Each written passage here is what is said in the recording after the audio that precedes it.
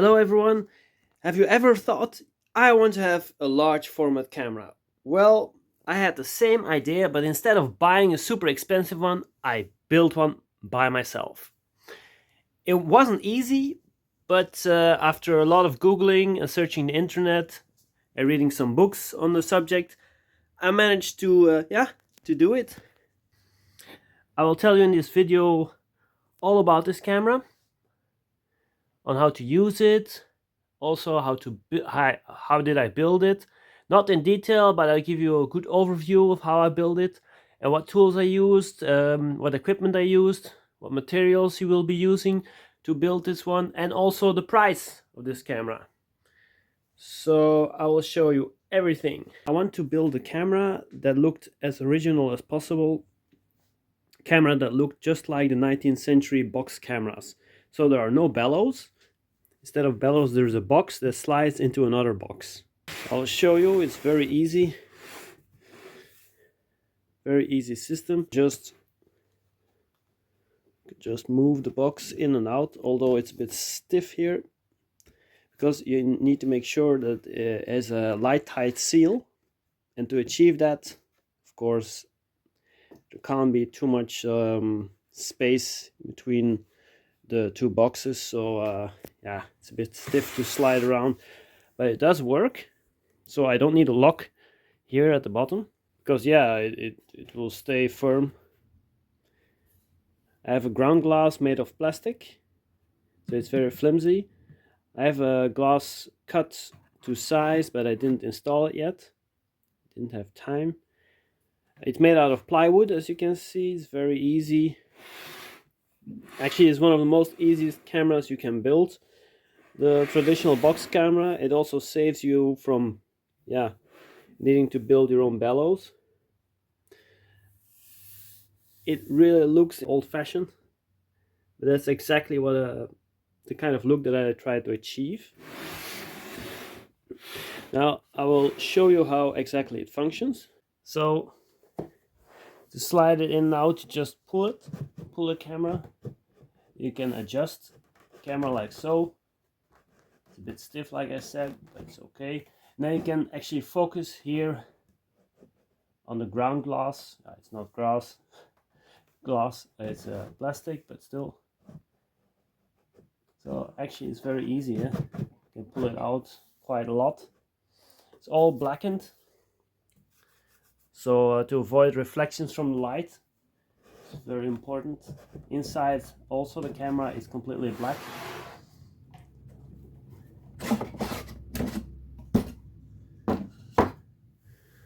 You can see black everywhere for the same reason. Now these things, so the ground glass and the film holder, I made them myself also, or better yet, I converted two frames, picture frames, thick picture frames.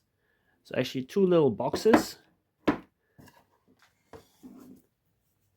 So you can see here it was a picture frame, and at the place or the position of the where the picture would have been, or the glass, I put the piece of plastic. Then for the film holder, same thing, same exact size. Actually, it's also completely the same. It's also a frame, but I glued the back of the frame shut, and at the top I cut a little slot for the dark slide. As you can see, it's very simple. Here at the top there's no light trap, so I need to keep the dark slide in the film holder.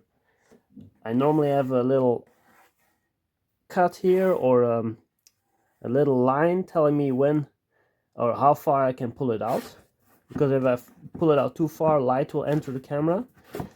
Then how do I fix the film or the paper? I just tape it in, preferably with gaffer's tape, so I don't destroy the back. Here I did destroy it a little bit.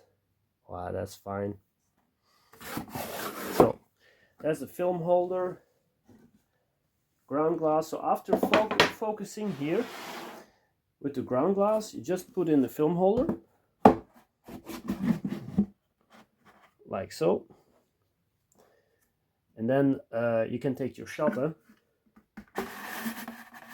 open it up, take your picture, and close it up again. And then you can take out the film holder for your next shot, or to try again. Take a new picture. At the front there is a big lens. This one is a f240 millimeters, so the distance from lens to the image plane is 240 millimeters, that's 24 centimeters. Don't know exactly how many inches. Yeah, but it's quite a big image that you get with this lens. So how to operate the lens? As you can see, there's no shutter. So the only way you can do this is by doing hatting. After you focus, then you put on the cap. Then you can put in your dark slide, or sorry, your film holder. And then take out dark slide or pull it up. If you want to take a picture, just take it off a few seconds up and put it back on. Then you have taken your pictures, put dark slide down again.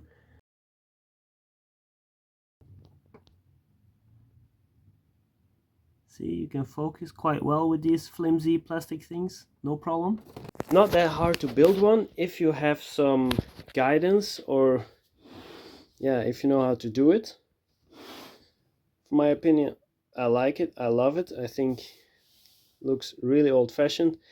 If I would build a new one, I would use a bit thinner plywood, and of course I wouldn't yeah, do this stupid thing with the lens. I would put the lens right here. Looks very nice. The other thing is, I would build my own film holders from wood, and I wouldn't repurpose these kind of picture frames because they're a bit too thick and too heavy. Require a lot of work to yeah, adjust them or to convert them to work for this camera. I would just use this kind of thing. It's also a film holder with a dark slide made of reinforced cardboard with a little layer of plastic or some sort. This is MDF, also blackened. Normally I need to black out the back also. I numbered it so you can see which one you used and which one you didn't use. Now, these ones, they have a little ledge here, so it functions also as a light trap. Then if you open them, here the same system, you tape in the picture, the film, or the paper. And if I manage to open it, one moment, so it's open. Here there is a sort of light trap system. Don't know if you can see it. And it's made from Velcro. It does quite a good job, although it's not perfect. So also for these film holders, I don't pull out the dark slide completely. I can, but it's not really advisable. So there you have it. 2 ways to build film holders. I will go deeper into this matter in another video. I think for now you can see what kind of camera you can build. This one took me a few days. Well, if you count in making the dark slides, or sorry, the film holders, yeah, maybe 2 weeks. Because I had to figure out how to build the camera, how to make it light tight. Making it light tight was the most difficult part. Light is really horrible. It seeps through every little crack, every little hole. Now, to measure for light tightness, a camera like this, that's really easy. So what you do is either you block the camera at front, so the whole room needs to be dark to start with. Then you switch on a small light here at the front, or you can use a flashlight. Put your head here underneath a cloth that is dark, that won't let in any light. And then when you shine your light here or here or here, then you can see if the light reflects into your camera or can seep into your camera. You can also hold it above your head while you're looking into the camera, and then you can see if there are any light leaks. So that's one way of doing it. The other way is, of course, you can put a flashlight or a light source into the camera and then close the camera at the front, at the back, make sure no light can go in or out. Then switch off the light of the room, completely pitch dark, and then you see if there is light seeping through from the sides or underneath, or maybe even here where you put in the lens. That's also usually a place where the light can leak. Yeah, so that's something to really do. It's very important.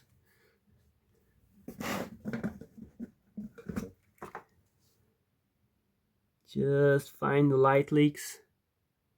Usually around the edges there are a lot of light leaks. So how to prevent light leaks? That's making bends, a lot of bends inside the camera. Also, I don't know if you can see it. Here there's some ledges, so to prevent light coming from the back to enter. Then normally here is also a little ledge preventing light coming in on the side. Here also. So everywhere you make little light traps. But the camera itself inside needs to be completely black, darked out. Like you can see, it's dark as the night. My camera can't even see anything inside.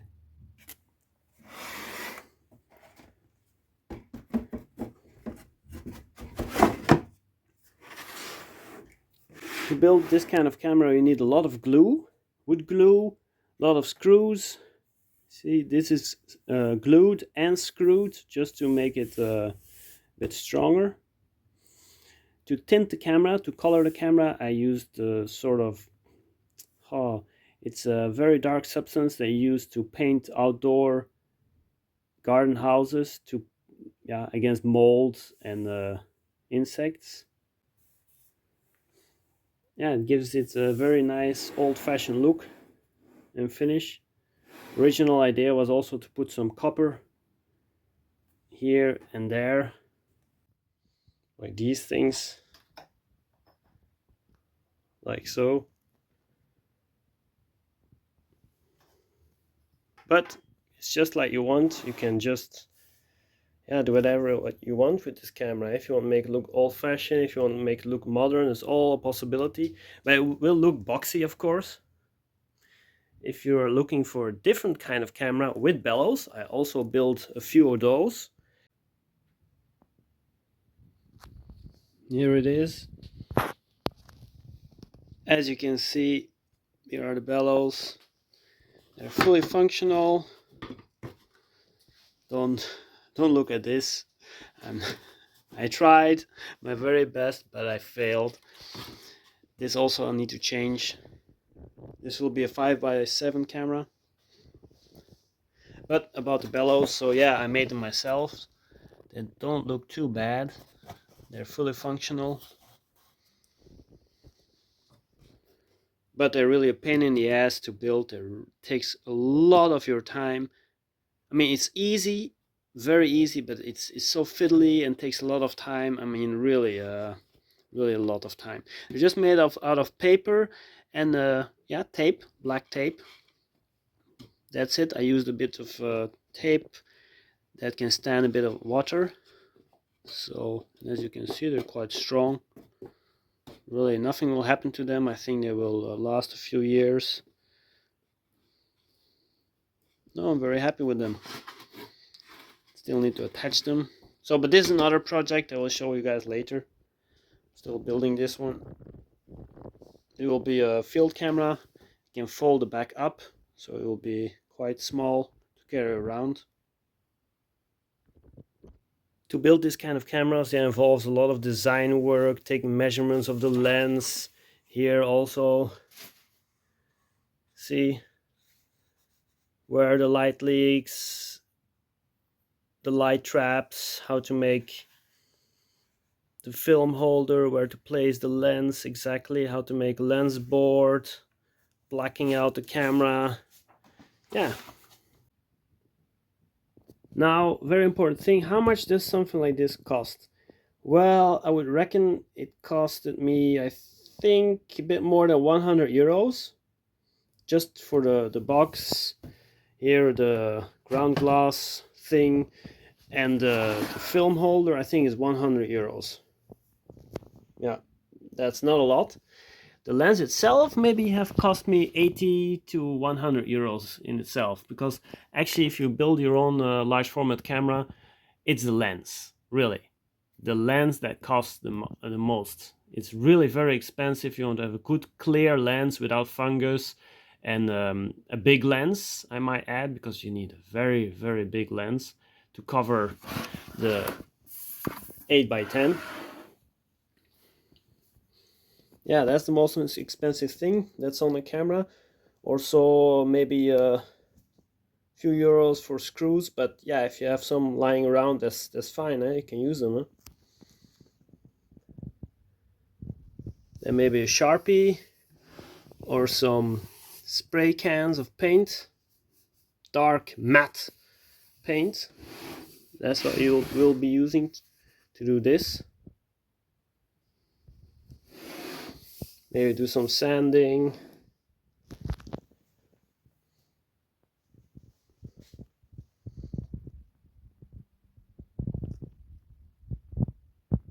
And that's it. They have your camera. So what did I use to build this? Well, of course, wood, screws, lens, some paint, and of course the tools. You need a screwdriver, you need a saw table or a circular saw to cut the bigger parts. Then for the film holders, you also will be needing some kind of Dremel tool to cut the slot here at the top. You also need a jigsaw for the smaller parts here at the front. This is cut by a jigsaw because you can really enter the wood and then cut the desired square or form out. And that's it. You don't really need anything more than that. And a lot of patience, really. And like I said, you need to design everything on beforehand. You can't just start with this project and think your camera will work. I mean, it will. But if you want to have a good working camera, you need to design a lot, do a lot of sketching, especially measuring the front, so the lens and the back of the camera, because you need to be in focus at a certain length. What I did is the lens was too much to the front, towards the front. It was situated right here. That meant that these two pieces almost touched each other completely before I achieved some kind of focus, which is very bad, because if my subject that I want to take a picture of is shifting position or is a bit further or closer, then I also need to be able to go back and forth with this thing, but that wasn't possible. And now I've fixed it by moving the lens a bit backward, so I've got a little bit more room. Actually, I didn't need all this room, but that depends on the lens you're going to use. If you use a very big lens, very long lens, you need a lot of space here at the back. You can also build a smaller camera. Of course, that's a lot easier, faster. But really, it's a lot of fun, especially when you take your first picture with your own hand-built camera. Then you feel very proud. I can tell you that. And you can keep on working on this. As you see, this top isn't even finished. Still need to put in the glass and everything. But if you're thinking about building your own camera, yeah, just go for it. It's a lot cheaper than buying one. If you want to buy a real camera, maybe 1,000 euro or more. So yeah, please do. Go ahead. Try it. Okay, that's it for now, guys. Please like and subscribe. Bye-bye.